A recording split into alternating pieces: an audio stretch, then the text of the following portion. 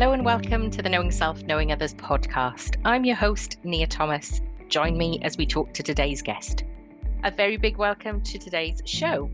Today's guest is Ricardo Brito, a life and career coach who specializes in helping tech and creative professionals revitalize their career.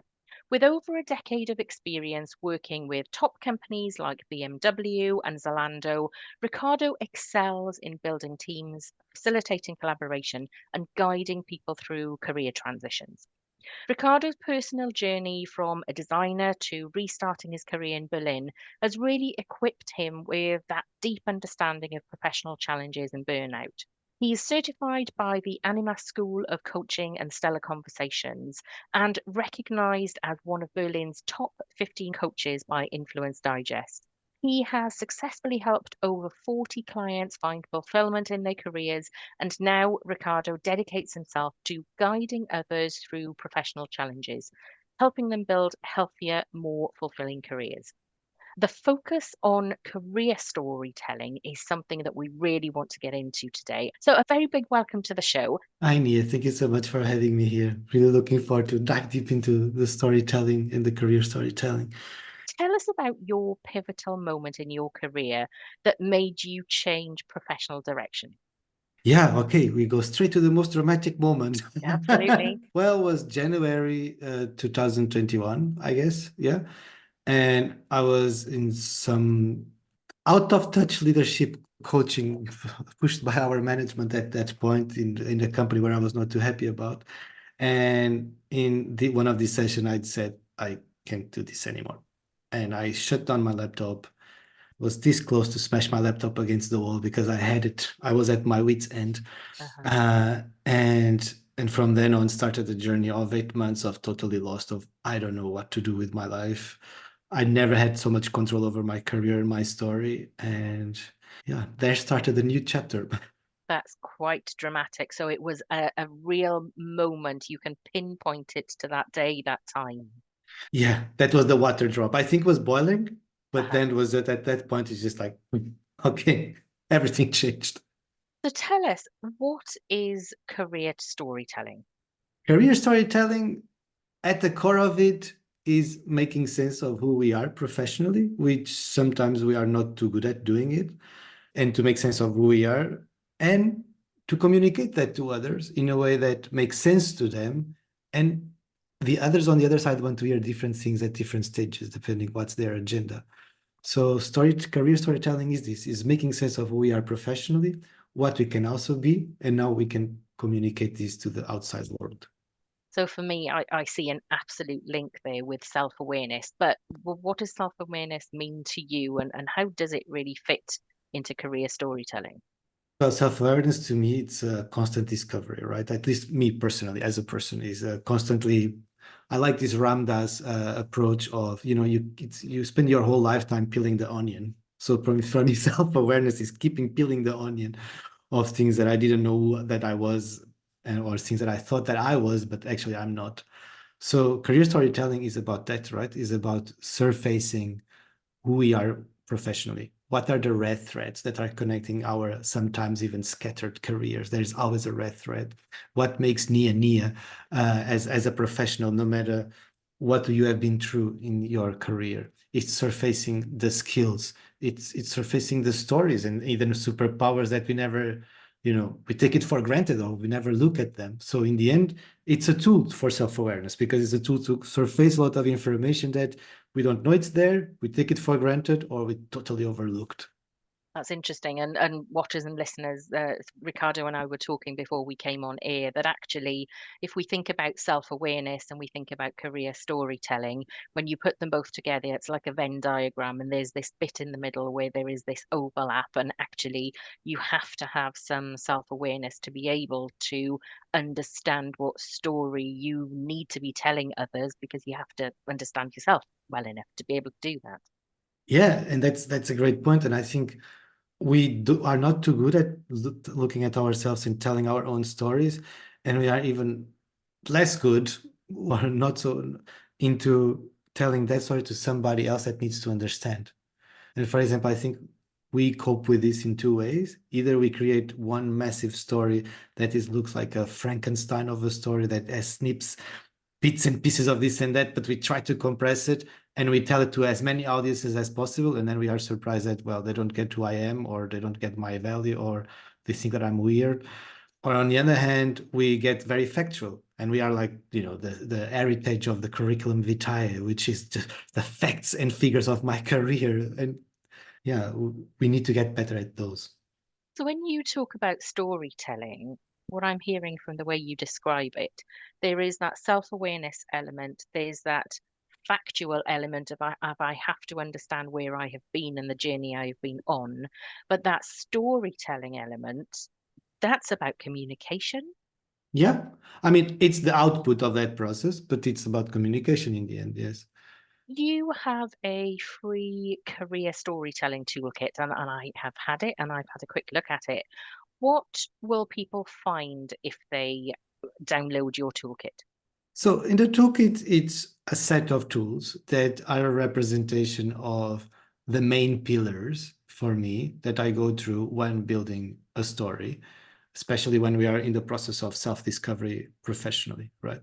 So it starts with an exercise that is called the superhero and the superego. This exercise is for us to put space between us and ourselves and to look at us as a character, because a story needs a character. And when we start, and I make people draw because my background is also in illustration and design, so I like to make people draw, and people need to do their drawing about who their superhero is based on their skills and based on their traits. And it's very interesting because people are afraid of it, but in the end they are very proud and can spend a good half an hour just drawing the weirdest stuff about themselves. And so that's the first step. It's who you are. Where are you at? What makes you you? Then there is the part of a plot, which is what are you looking for? And this career storytelling is more about where do you want to tell this story? Is this about to getting a job? Is this about translating your skills and your story from your previous career to a new one? And you need to help people see why is that valuable. So it's about creating what's next. What is this story? What is this story going to be used for?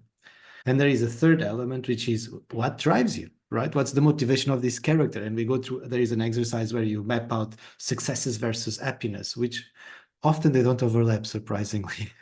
But this will give more information about who you are and what you really like and what really makes you you. And then the fourth exercise is a career timeline, which is, I'm not going to lie, is the hardest, the most tedious, but also the most rewarding exercise, because you need to map out all of your experiences since you were a kid. Like even my first job as a bartender when I was 15, or on the summer camp, it does all of this, because we all gather experience in each of these experiences, job experience. And in this timeline, you also map out all the different roles that you had that were not your official roles, because in that lies a lot of the gold. And with that, all of that information, we start creating some positionings. And then you have like the storytelling circle where it shows who you are, who's your motivation, what's your motivation, where you want to go, and then what proves that you can do those things, which is the stories that you take from this career timeline retrospective exercise. That is a lot more involved than just writing a CV and getting ready to apply for a new job. I'm just wondering, when people come to you and ask for your help, are they just applying for a new job, or is it something more fundamental? Are they at that point of shift like you were, where it's a big transition? Both. Okay. I work with different segments. I work with segments of people who, for example, multi-potentialites. I'm not sure if you know that expression, right? People who No. can go in multiple directions and have, one can say it's like very broad generalists that can go in multiple directions, and they do have the experience to go. And I think I'm a bit like that, and that's why I understand it. They, for example, have a hard time understanding how to position themselves because they can do so many things. And well, when they sell the story of generalist, they tend not to fly because that's not the job market goes or the clients goes. So we need to understand to which to which entity do you tell which story, and how are you going to represent yourself? So we create different positionings. And there is more about making sense of who they are. And my job is to dissect the different directions into cohesive stories with them that they can pick up. I'm going to tell this story to this person in this conference because they want this side of me, or to this job, I'm going to tell that. The part of people who are shifting careers, for example, is to help them translate all the knowledge they have and all the previous experience into the new experience while showing the value. So for example, let's say a cook that moves from the kitchen and wants to go to design. There is a surprising overlap of skills in terms of organization, process, creating a journey, thinking about the final customer, researching. There's a lot there, but it has different names, it has different applications. So translating these transferable skills into a new area, this is a lot about storytelling. And lastly, when you are in a process of really trying to find what you want to do next, it's very important to do retrospective to understand where there were things that you were really passionate about, for one, and also to dig out skills that you have that you are really passionate, but you never pay attention to. For example, as a designer, I worked 15 years in delivering stuff, building stuff, right? You can touch it and feel it and click it. But actually, what I loved the most was always the people, was always the collaboration, was always the facilitation. And I didn't took that as a skill. It was kind of, oh, I need to do this so I can do my work, which is doing stuff. But was going through these retrospectives and through this introspection that I realized I don't care to do stuff. Actually, I like to work with people, but it took me a while to realize that. So these tools help you to identify and surface, create more self-awareness about it. Yeah, there is definitely an alignment there, because something that I talk about when I talk about self-awareness is that you can't do it on your own, that actually that's just introspection, and that you need that feedback, that input from others so that you can really see what you look like, how you come across, your reputation to others, and how your behavior impacts others. And I think there's a lot from what you said there about you need somebody else maybe to help you make sense of your story, because they can see things that maybe you can't because you're so close to it. Yeah, you're totally right. Because sometimes you tell this story, hey, I did this. So for example, I had a client who created a line of products, and he was this kind of hands-on person. And this line of products did solve a business problem, but the way he was presented, like, well, I created this line of products because I'm a designer. It's like, yeah, but when you tell the story why you created this line of products, why this was important to the company you were, this is way more than to create a line of products, because you identified a business need, you identified a massive problem, and you actually open a new revenue channel just because you create this line of products. And they go, that's true. Yeah. But we are so attached to our own role definitions, and so myopically sometimes corner in the companies, that we even forget the impact that we have beyond our role. So yeah, having a third party looking at what your story and trying to extract the different angles is super powerful. Definitely. And I really resonated with what you said about this idea of being a generalist. And it's definitely something that I've struggled with over the last 25 years, because I'm not a lawyer, I'm not a doctor, I'm not a teacher, but I'm a general operations lead and worked in different sectors. But that idea of being a generalist, maybe actually when you talk about it, is actually, what was the word you gave? It was multi-professional. Multi-potentialite. Multi-potentialite. Oh, that is just amazing. I love that word. That's amazing. So, what advice would you give somebody who is feeling stuck in their careers? Where do they start? That's a very good question. I think the first step is to define what type of stuck are you? Because it is, there is such a big gradient, right? You can be stuck in a bad company, in a company that there's no growth, but you still love what you do, right? You still love your job. You still love. Sometimes you just don't like your job anymore. You are in a rut, and no matter what kind of company and project that is getting thrown at you, I'm just not motivated. I don't know what to move forward. And sometimes it's more existential than that, right? Sometimes it really Yeah. goes to your deep core. It's just, why am I doing the things that I'm doing, and feeling stuck? So I think the first step is really understanding what kind of stuck are you and what are the problems that you are facing, because it requires different solutions. And each solution is very individual, but sometimes it's about a tweak, sometimes it's about exploration, sometimes it's really about you need to pivot completely, or sometimes it's just a matter of reframing your whole relationship with your work. So yeah, that would be my first step. Where are you now? So you have chosen to focus on coaching as your skill set to support people. Why coaching? So first of all, was not a very conscious decision at the beginning. Was something that I landed very much in by accident. I discovered coaching by accident through therapy. Then I got to coaching, and I realized, oh, that's coaching. I thought coaching was yelling people what to do and do this, do that, and have the whip. Uh, that's the typical idea we have, right? But it's not. I realized that is a lot more broad than I thought, and has a lot of overlap with design. There's a lot of overlap with how designers think. Designers Okay. are not allowed to make conclusions. They are allowed to research and making hypotheses and asking questions and facilitate processes of creation and unstucking and crystallizing ideas. So I saw a lot of parallels with my own profession as a designer, like the type of methodology, the type of mindset that I needed. And it brings a mix of process, but the human part and the emotional part of processing these, reflections, experimentations, explorations, and I like that. I like this overlap between the more technical part, but also the more human part, and bringing process to a chaotic process. In the end, that's what I'm doing. I bring process to a chaotic process, which is finding what you want to do, who you are professional, and this is what designers are paid for. We are thrown in the chaos, and we are supposed to make sense of it. Yes, it's yeah, of course. It's only when you describe it in that way that that makes absolute sense. But if I'd have described it in that way, I probably wouldn't have been able to find those commonalities. So again, it's really important to have somebody else who can see your world from a distance, have that objectivity, and maybe can put that mirror up so that you Yeah. can see things from a different perspective. Yeah. What has helped you, for example, to understand yourself a bit better? I've done some feed forward exercises with my team, and they have fed back to me about the things they would like me to do more, do less, do differently.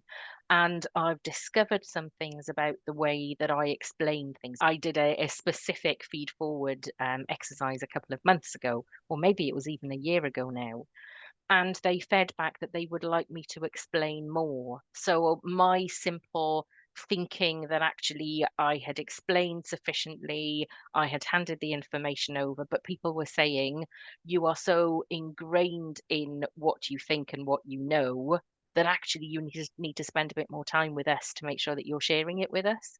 And Hmm. something like that was very helpful. So I like feed forward. So for people who are new to feedback and feed forward, feeding back is what has happened in the past and you can't really change it. Feed forward is about what can I do differently next time. You have the ability to be creative and proactive and change things. I quite like that feed forward. I think those instances have helped me think about the way that I impact others, and they've helped me make a change. That's lovely. Thanks for sharing. And I love this idea of feed forward. I never heard about it. It makes so much sense to make this split between past and future. Yes, and I think I read it in Tasha Eurich's book, Insight, and I think it might be a Marshall Goldsmith thing. So if anybody's interested in feed forward, put it into Google to see what comes back. So you support tech and creative professionals particularly. At first glance, for me, you could say that those professions are quite opposite, although having had started this conversation, I think I'm starting to see that there are commonalities. What are the commonalities that you're finding in the challenges that people within the tech industry and the creative industry are experiencing right now? Well, there is a lot to unpack on that one. Let me start with the differences between them. I don't think there is much difference because it's both are works of passion, and it's professions and people who enter this career because they love what they do. they love to be engineers, they love to be designers, they love to be artists and illustrators. There is a passion component. And when there is a passion component, there is an identity component. And when there is an identity component, there's a 50-50 chance that at some point in your career, that's going to be a liability and a problem for you. Okay. Because it's too intertwined with your work, and who you are and your self-value is intertwined with that because you live it, you have passion through it. So it makes it harder to understand what you want to do. It makes it harder when things go wrong. It makes it harder to gain distance from yourself, to gain perspective. So both the creative side and both the tech side, they are professions driven by passion, and they come with the same set of issues in that regard. That's very interesting. So, in terms of these common issues that you're finding across the board with the people you're working with, what are those common issues? So one of the issues is burnout, for sure. I think there is burnout and self-worth attached to it, because when we work for passion and our identity is mixed, so if when the output is not what we wanted, or we don't have full control, or we are trying to pedal against the wind, it's it attacks us directly. It attacks our identity, it attacks our self-worth. At a certain point, it chips away self-esteem, it chips away your own perception of yourself. And at a certain point, you might have not noticed that you should have stopped or rethink what you are doing, but you were so focused on the passion and making it work and really, I want to get this, that you didn't have the perspective to do it. That's one. The other one is we get very myopic because we are so passionate. Our world is probably not, is broad, but it tends to be very intense and focused at the same time. So it's hard to get out of this and get understanding where can this be used. And this is more prevalent, for example, in designers. That's something I'm discussing in the design community, because, for example, designers, from all the people I've worked with, they are the ones who have the hardest time leaving the word design, the word. They can do exactly the same thing in other professions and in other contexts, but it doesn't have the word design in that. There is this attachment to the words, to the titles, because this is who I am. It's not what I do. So I think this is the core problems, and then goes into different avenues depending where the people are in life. It's what I do, not who I am.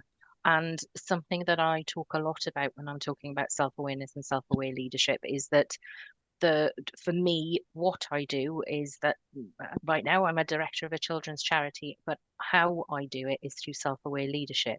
And it's interesting, you're talking very similar about the role is what you do, but the storytelling allows you to describe how you do it, and then that becomes portable.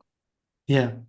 And one thing that I'm curious about, what helped you to that change? Because for me, for many years, I couldn't separate those, right? And was it always like that for you, that you kept it separated, or at certain points things changed? Well, I guess for me, I have always had a 9 to 5 job, so that's my career and that's what I do. But when I did my research, that was outside of my work, so it wasn't funded by my organization. It wasn't supported necessarily by my organization. It was because I had a personal interest in it. So I've always had those two things running alongside each other. So my career, which is what I do, and then what I'm learning about self-awareness and self-aware leadership is informing how I do that more and more.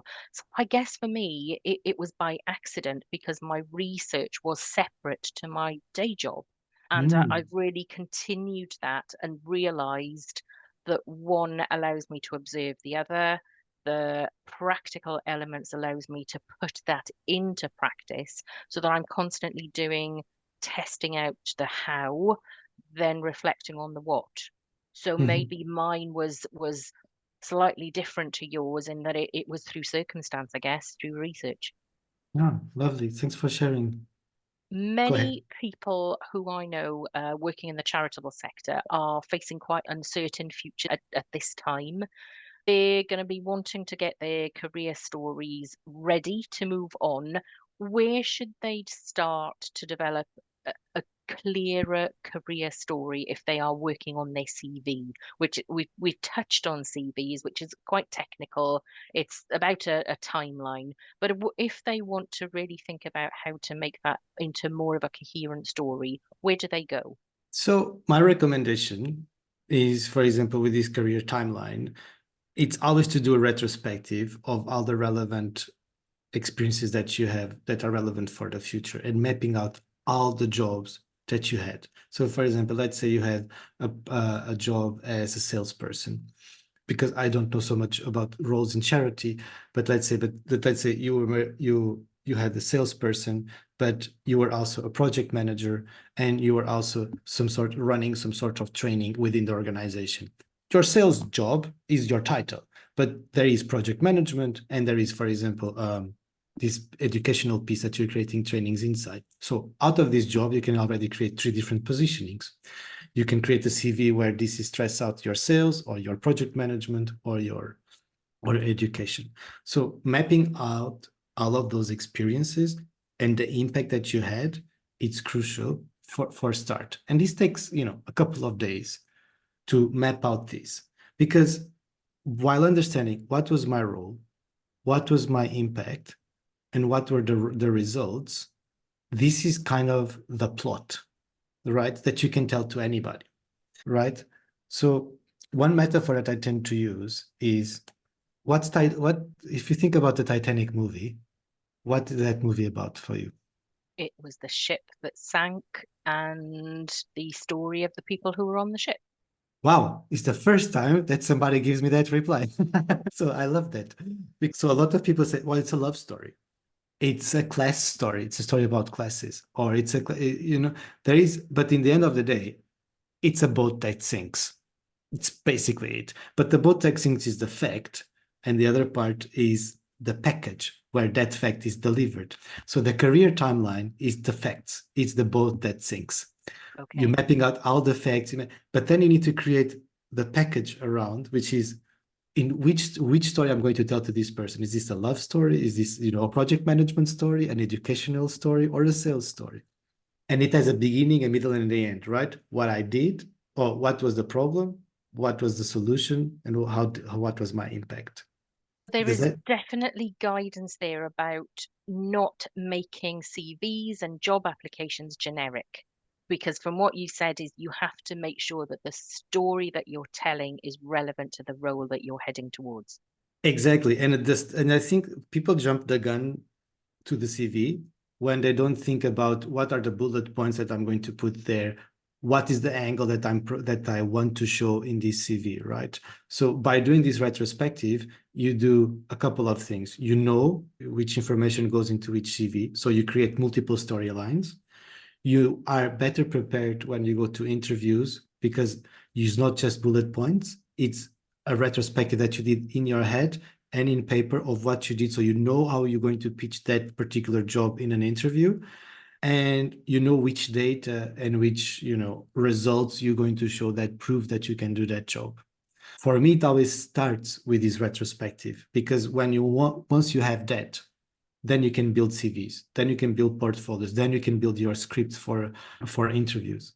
So I prepared this canvas to make it as easy as possible for people to work with it, to map that out in a logical and orderly manner.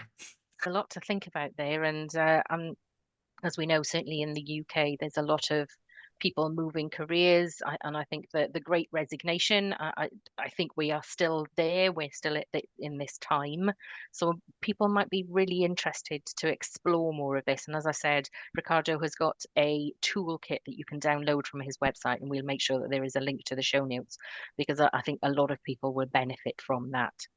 My last question before you go. What are your thoughts on storytelling with recruitment becoming more digitized and more automated? Where do you think we are going with career storytelling? Oh, that's all over the place. Because there is no consensus, to be honest. I've talked with recruiters, I talk with people in the HR departments, and I talk with candidates, and it seems there is no consensus about what's actually going on. We don't understand the extent of AI that is being used. Some people say, it's not used because it's too clunky. Everybody asks this question: how can I make my CV more AI friendly? And how can I pass to the first interview? And it's true. I have to say it is becoming increasingly harder to get the first interview. And I don't the way that I solve that with the people that I've worked with is finding other alternative, which I call it the pirate way, alternative ways to get into that company. Reach out to the hiring managers, try to find who they are, find people to refer you, do all of these jobs, which is everybody's applying to a job, do something else different, send a package. I don't know. Be creative. There is a couple of creative ways. Of course, this at scale, it's hard, especially when you are unemployed, but finding alternative ways to circumvent the first one is a good method. I think storytelling is not going anywhere because the more automated the processes become, then the differentiator is once you are there in front of the person, you still need to represent yourself. You still need to, showcase that you know your stuff and that you can bring value.